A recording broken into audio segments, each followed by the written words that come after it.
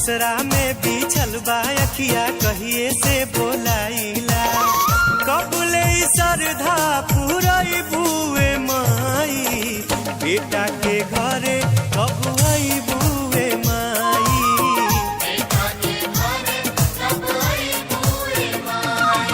दिल के दिया नेह के बाती दिने राति जराइला। असरा में बिछल बा अखिया कहिए से बोलाइला। कबले सरधा पुरई बुए माई, बेटा के घरे कब आई बुए माई।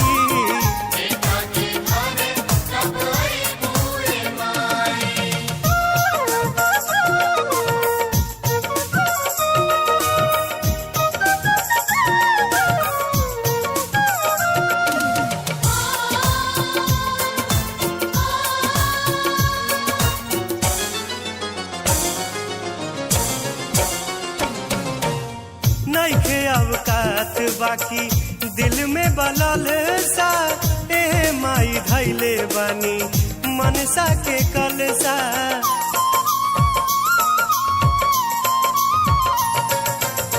नइखे अवकात बाकी दिल में बलल सा, ए माई धैले बानी मनसा के कलसा।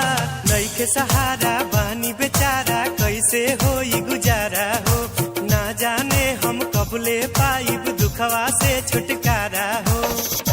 ओ दिन कबले देखई बुए माई, बेटा के घरे कब आई बुए माई।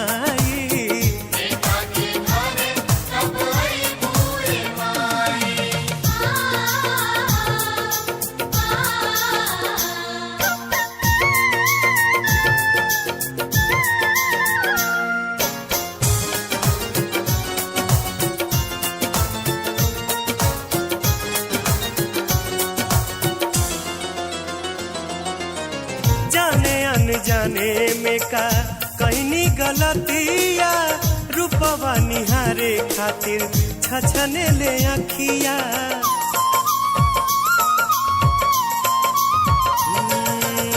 जाने अनजाने में का कहनी गलतिया, रूपवा निहारे खातिर छछने ले अखिया। करुणा के तू सागर हाउ ममता के भंडार हो, एह सेवक के अर्जी माई सुना एको बार हो। दुखवा के साया कब हटाई बुए माई, बेटा के घरे कब आई बुए माई।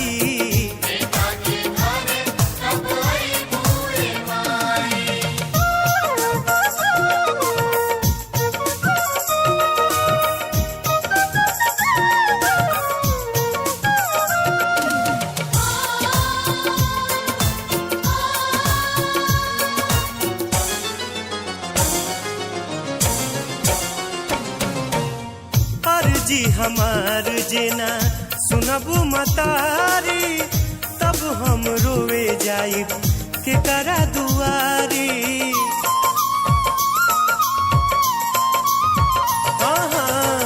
अर्जी हमार जेना सुनबू मतारी, तब हम रोवे जाइब के करा दुआरी।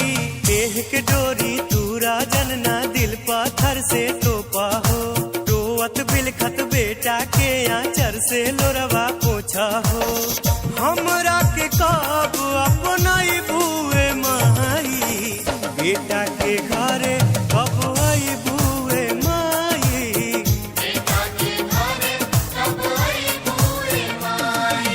दिल के दिया नेह के बाती दिने रात जराइला। असरा में बिछल बा अखिया कहिए से बोलाइला।